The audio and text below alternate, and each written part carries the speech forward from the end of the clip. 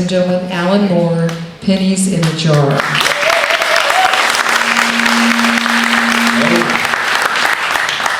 Well, I was going to sing, but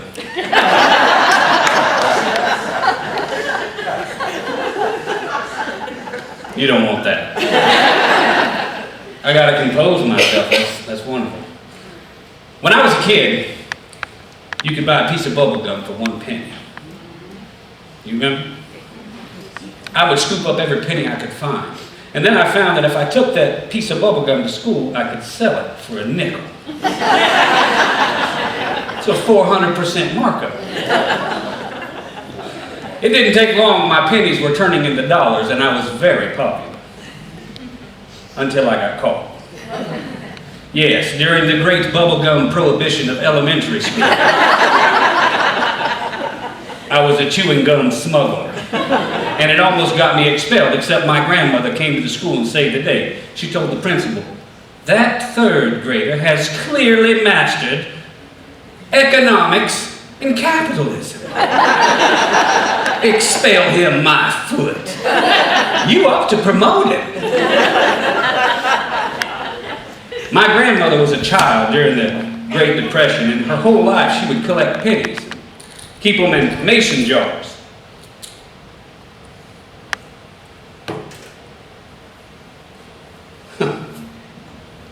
One day I asked her, I said, "Granny, can I have some of them pennies?" She goes, "Well, what do you need them for?" "Bubble gum?" "Their pennies ain't to bless you with gum." Well, I thought she was being selfish and stingy. There were 15 or 20 of those jars in the closet. All I wanted was a fistful. Very next Sunday in church, "Any prayer requests?" "Yes, sir." My hand goes straight up. "I would like you to pray, sir, that God would grant a giving heart to my stingy grandma."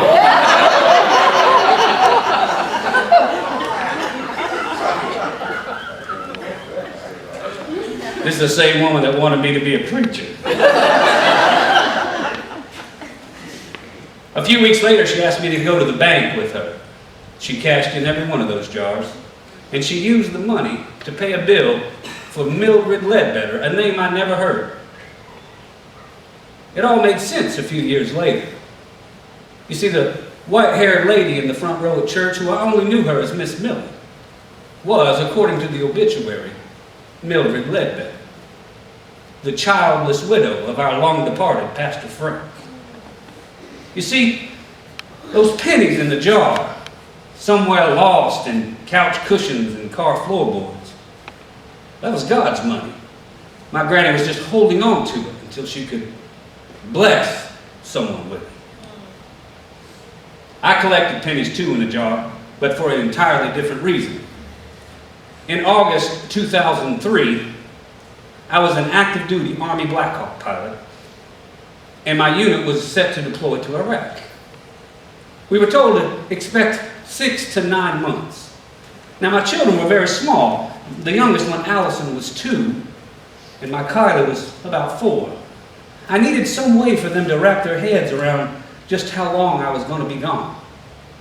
So I counted out 270 pennies, and I put them on the table by the bed. I said, "Now, girls, every night, after you say your prayers, you can take 1 penny, just 1 penny, and put it in the jar. When all these pennies are gone, Daddy will be home." The first day I left, the first penny in the jar. All the families came out to see us off to war. There was 4 or 5 school buses lined up there for the soldiers to get on and drive us to the airport. It takes a while to get that bus loaded up. So we're sitting on the bus, and I'm looking out the window, and I see my beautiful wife clutching both of my girls. If I close my eyes to this day, I can still see it exactly. There was Kylie on one side, wrapped around her mama's leg, and the baby, the 2-year-old, Allison, was on her mama's hip. I memorized it because I thought maybe it might be the last time I ever get to see them. So we're all soldiers sitting on the bus trying to put on our war face and act tough. Whoop, Well, the facade was working for the most part. And then, just before the bus pulls away, everyone on my bus saw that 2-year-old on her mama's hip. She looks up at the bus and she sees her daddy. She makes eye contact and she finally sees him and she gets excited. Daddy! Daddy's on the school bus! Daddy's going for a ride. Bye, Daddy! Bye! She had no idea where that bus was taking me. I could have been going on a ride around the block. She was just happy to see me on the school bus.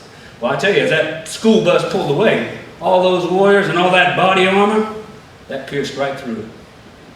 Because as it drove away, I heard allergies.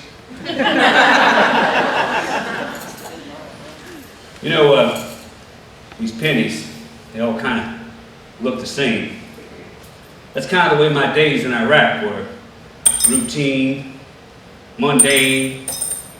After a while, they kind of just all blend together. But I remember the heat. If you want to know what it feels like in Iraq, preheat your oven to 350 degrees and put your head in it. But just to get the full effect of the desert winds, get a hairdryer and blow it in your face. That's pretty close. Dry heat. I tell you what, I'll take an Alabama August over an Iraq summer any day. There were lots of good days there. I remember the mail started coming in. We got packages from home, packages from strangers, even cards and letters from little kids at elementary schools all over the country. We even got to use the phone once a week. We didn't have the internet. So the phone they let us use was a satellite phone.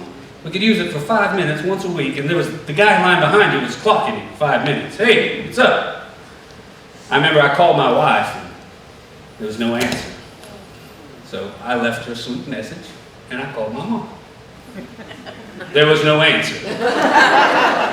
So I called my wife again, just in case, and she picks up on the first ring. She's bawling, because she heard my voice on the answering machine and thought she missed her weekly call. It broke my heart, but she's the strongest woman I know. A few months into the deployment, I wanted to call my daughter Kylie. It was coming up on her birthday, and I got her something. I said, Kylie, Daddy's got you a birthday present. I put it in the mail. She was excited. Kids love the mail. The very next week, I called back. She was distant, different. Something was wrong. I said, Kylie, what's wrong, baby?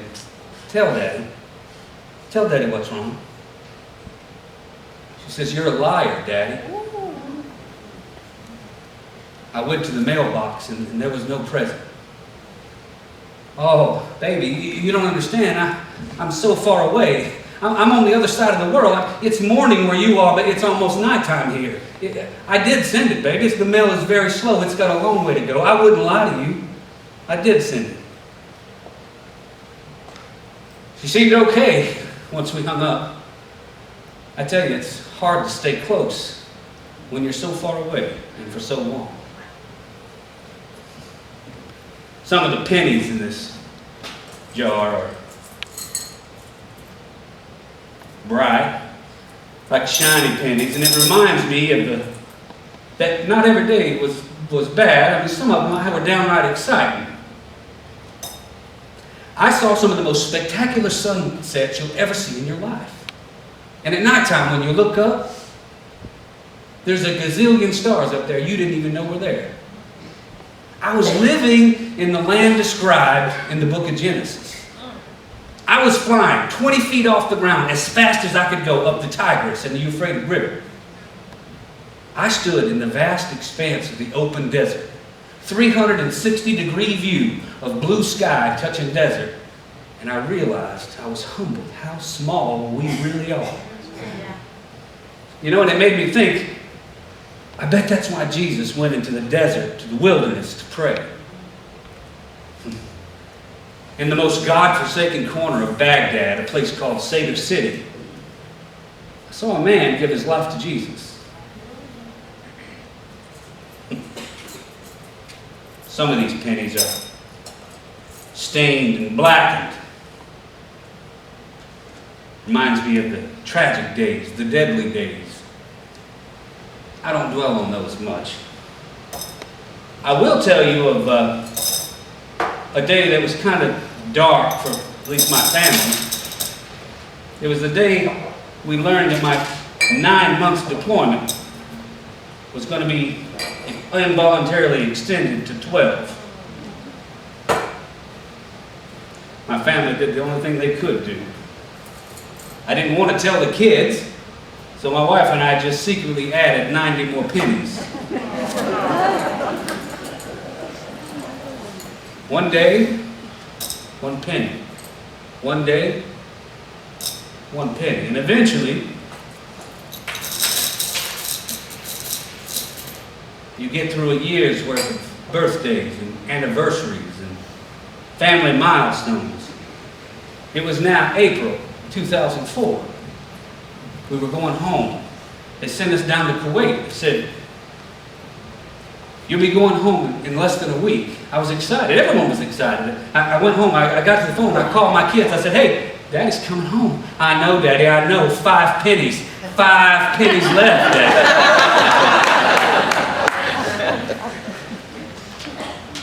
We were excited. I had gone to bed that night. Apparently, by the way, when I was talking to her, my future included tea parties and mud pies and Barbies and bikes with no training wheels. I drew the line at sandcastles, though. I had enough of the desert grid. I went to sleep that night feeling renewed, rejuvenated, and looking forward to having the pause button on my life released. We all were. The very next morning, went to breakfast, and that's when I realized this was going to be a dark penny kind of day. They gathered the whole unit together and they said, "All right, listen up. Scrap the vacation plan, boys. Tell your families to put away those welcome home banners. Things up north ain't looking so well. Uncle Sam needs us in Iraq for another 3, maybe 4 months. Call your family and prepare yourselves to move out." I walked back to the phone. It's the middle of the night back home, and my ladies were at home asleep, blissfully unaware that our family reunion had just been canceled. The whole way back, it's just pulling at my gut in all directions, and knowing I had to give them the bad news, and every step of the way I heard, "You're a liar, Daddy." In the end, my ladies were gracious. They were very supportive given the bad news, and they did the only thing they could do: add 100 pennies to the pile and start over. You know, there are 900 pennies in these 2 jars. They represent, each coin represents a day I spent in war over multiple deployments. That's nearly 3 years of my life. I'll never get it back. I'm not bitter. I'm actually proud to have served. But when you see it and you can hold it in your hands, it changes your perspective a little bit. You see, pennies, when I was a chewing gum smuggler, taught me the power of money and how exciting it can be to watch it multiply. My granny's pennies in the jar taught me that money can make you rich, but it's the people in your lives that really make you wealthy. And my war pennies, well, this was kind of like a clock. Taught me that time is a thief. You better count your pennies while you can. So as you walk around and see a penny, I ask you to pick it up. Or maybe tonight, when you empty your pocket change on the dresser, don't say you don't. I know you do. Put your pocket change on the dresser to remember those coins, because they're like the lost days that we take for granted in our lives. Just give it a thought. You'll be wealthier for it. Thank you for your time. My pleasure.